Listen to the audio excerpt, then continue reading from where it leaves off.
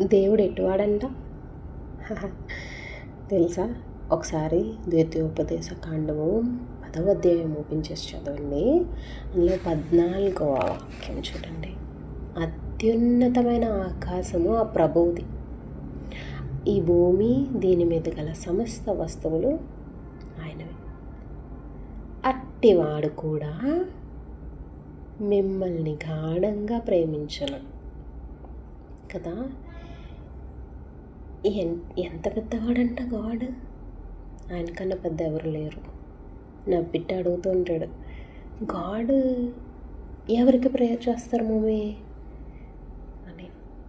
God ఎవరికి prayer చేయరు. God తర్వాత ఎవరు లేరు, గాడ్ ముందు ఎవరు లేరు. He is only one, alpha and omega. ఆయనే మొదటివాడు, ఆయనే కడపటివాడు. ఆయన అంతటి వాడే మనల్ని ప్రేమిస్తున్నాడు. మన ఆఫీస్లో మన బాస్ మనల్ని అందరికన్నా ఒక స్పెషల్గా చూస్తే ఎలా ఉంటుంది? స్కూల్లో టీచర్, కాలేజ్లో ప్రొఫెసర్ మనల్ని స్పెషల్గా చూస్తే ఎలా ఉంటుంది? అప్పుడే మనం ఎలా ఫీల్ అవుతాం. అలాంటిది ఇంత పెద్ద ప్రపంచాన్ని, అందులో ఉన్న చిన్న పురుగుతో సైతం నా దేవుడు సృష్టించాడు. ఆ దేవుడు నన్ను ప్రేమిస్తున్నాడు. నేను ఆయన్ని ఇంకెంత ప్రేమించాలి కదా. మనం దేవుడిని ఎలా ప్రేమించాలంట అది కూడా ఆయనే చెప్పారు. మనం ఏంటో ఆయనకి తెలుసు కదా. అందుకే పూర్తిగా ప్రతి మాట ఆయనే చెప్తున్నారు. ఆ ప్రభు ఎడలా భయభక్తులు చూపించు, ఆయన ఆజ్ఞలను ఎలా పాటిప్పుడు, పూర్ణ హృదయముతో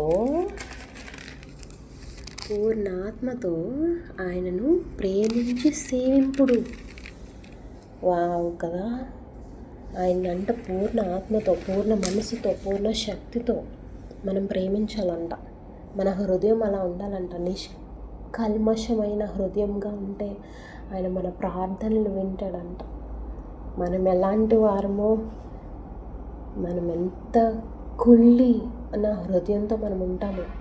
but Lord giving another chance, ఒక్క ఛాన్స్ మళ్ళీ ఒకసారి ఇస్తున్నారు. He is asking us to turn towards him with a clean heart. మనకంత ధైర్యం ఉందా ఆయన వైపు వెళ్ళడానికి? వెళ్దామా ఆయన వైపు ఒక్కసారి? ఆయన కోసం మనల్ని పిలుచుకోవట్లేదు, మన కోసమే మనల్ని పిలుచుకుంటున్నారు ఆయన, మనల్ని కాపాడడానికి. ఎస్,